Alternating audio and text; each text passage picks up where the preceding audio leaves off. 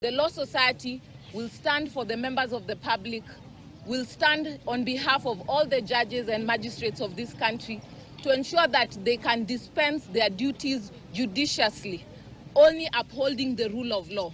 The Constitution is the bedrock upon which we stand, and we shall not allow anyone to erode that right that we have fought so hard. The Constitution of 2010 brought in a new era, a dispensation of justice, a dispensation where everyone is under one constitution and no one is above the law. So we stand for the rule of law. We stand to protect our constitution. We stand here on behalf of all the people of Kenya. My name is Faith Odhiambo. I'm the Vice President of the Law Society of Kenya, and will be flagging off this mandamano as one Law Society of Kenya. Asanteni. I now invite the President of the Law Society of Kenya to also address us. Karibu. Good morning, ladies and gentlemen of the press and the advocates who have converged here. I am humbled by your presence here this morning. We have also been joined by senior counsel. We have the former Vice President of the Republic of Kenya right behind me. He is a senior counsel and an advocate of the High Court of Kenya. We have seen Ms. Jan Mohammed, we have Professor Kivutha Kibwana, and other members of our council. And we are all here united in one creed, that this is a country that is governed by the rule of law. We are under the Constitution, and everyone is equal before the law.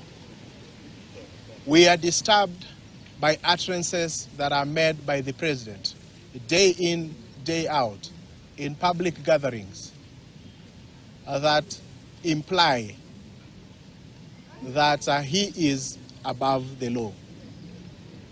We are also disturbed when we see utterances made by another arm of government, that is Parliament, stating that it will ignore court orders and undertake public participation despite the court stopping the process of implementation of the Housing Fund Bill for 2023.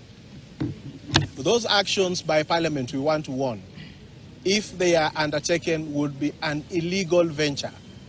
And we are going to initiate proceedings to surcharge anyone in Parliament who will authorize the public participation forums to proceed when there is a court order stopping that process, because that is illegal. They are not using their money, they are using taxpayers' money. And taxpayers' money cannot be used to propagate illegal activities.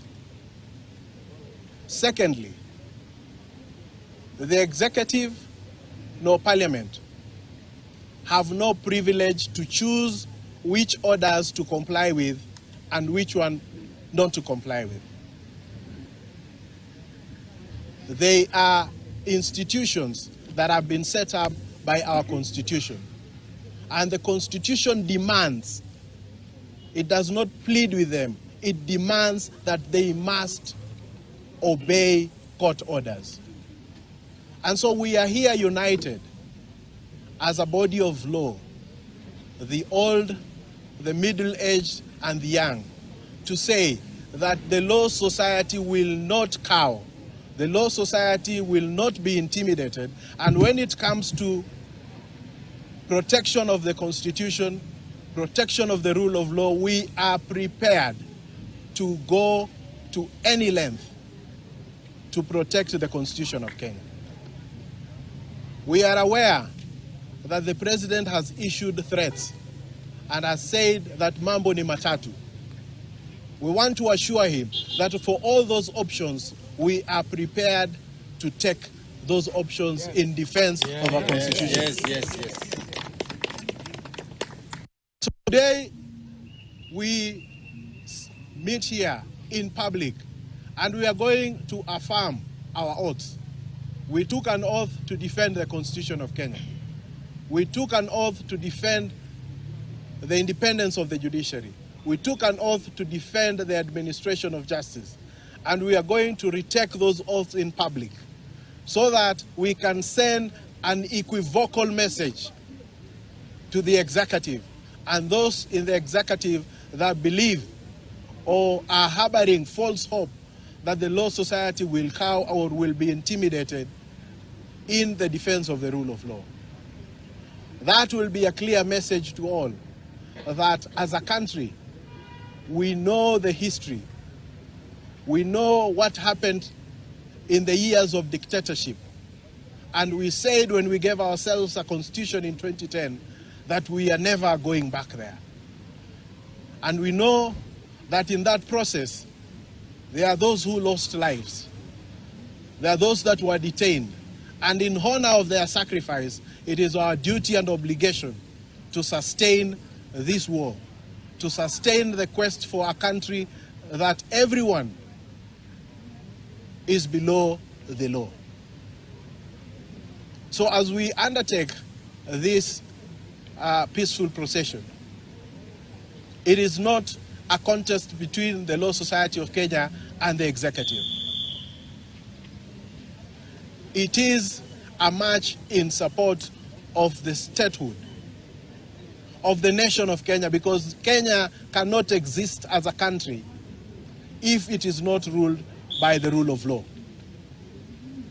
So it is important as we undertake this for the public to understand and to join us in this and to stand with us and to stand with all Kenyans of goodwill to say that if the president would want to say that as a Kenyan,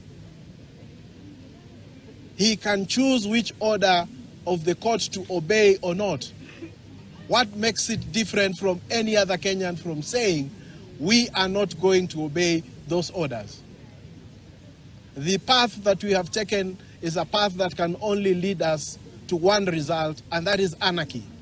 And so it is upon all of us to come together and to say that this country is all we have. We will not go anywhere else if there is anarchy in this country.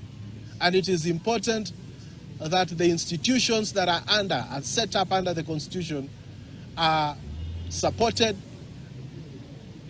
that their authority is not undermined, and that they are allowed to discharge their constitutional functions. And that is not a request that we are going to make. It is an ask by the Constitution, and all we are saying is that that is what the Constitution of Kenya demands. So this protest is just but the beginning of an action to protect and preserve the integrity of our Constitution and the integrity of our statehood. We will be communicating further actions that we are going to take in the event that the bare minimum requirements that the Constitution must be respected are not met.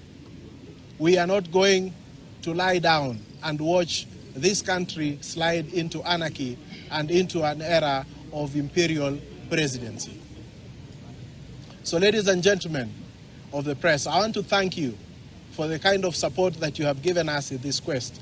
It is important we highlight that as a country, we will not progress either economically, socially, or politically unless we begin to understand that the Constitution is there to restrain the exercise of power. We also want to take this opportunity to urge the judiciary to note that the Law Society stands together with them. They should not feel intimidated or bullied or harassed to make decisions that are in favor of the judiciary. We ask them to make decisions only on the basis of the law and the Constitution.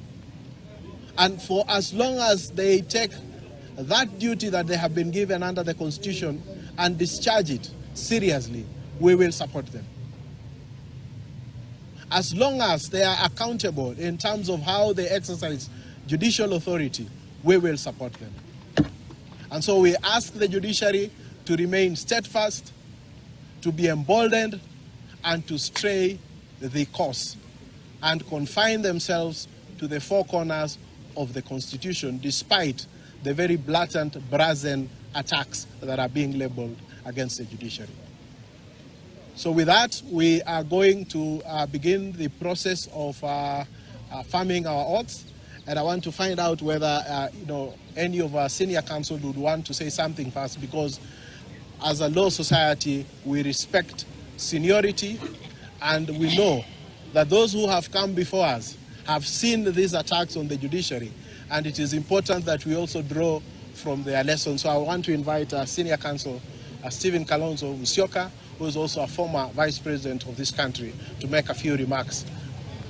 Forward with defending the Constitution, forward! Forward! Forward with defending the Constitution, forward! Forward! Down with impunity, down! Down! Down with dictatorship, down! Down! Down with dictatorship, down! Down! Our people united shall never be defeated. Our people united Shall never be defeated. LSK united Shall never be defeated. Our people united Shall never be defeated. Long live the Constitution, long live! Long live! Long live the people, long live! Long live! Wow. Well, learned colleagues, President Theory has said it. And we would normally say that one has nothing more useful to add, because he has laid it bare. And we are here to stand in solidarity with Kenya, in solidarity with a very important historical document, Constitution 2010, and under its terms, responsibilities are very well elaborated. So if the executive chooses to cause aggression against our judges, and some of us have said it before, and I just want to thank President Theory for this very bold step, and to thank members of the Law Society, including members of the Senior Bar, led by Fred Ojambo, for the very clear position we have all taken. And so I was talking to members of the international media here. They are all very concerned. This is an important country, not just in the region, not just in the African region, but the world. And therefore, if Kenya gets it wrong, and we allow a situation where judges will be intimidated into issuing orders that just favor the executive, then we have lost it. Of course, the example here, and I don't know why anybody will feel so bad about it, wanting to force judges to issue favorable ruling with regard to the punitive taxes, and more particularly, the housing tax. Let them be bold enough and accept. This cannot just be accepted. Therefore, Chief Justice Martha Koome and your team, we want to say as Law Society that we stand in solidarity. We are not even here to ask you to issue any favorable orders, but just as the President has said, to do the right thing under the law. If this country is not under the rule of law, then it can only mean we are under the jungle law, and that cannot happen. That's why our parents have spent so much money to get such cream of learned lawyers and other professions as well. We know if other professions as well had the time, they would also speak the same language. So, Mr. President, a luta continua. Struggle continues. The struggle continues. Yes. Thank you. Thank you. Tekeleza katiba, tekeleza. Tekeleza katiba, tekeleza.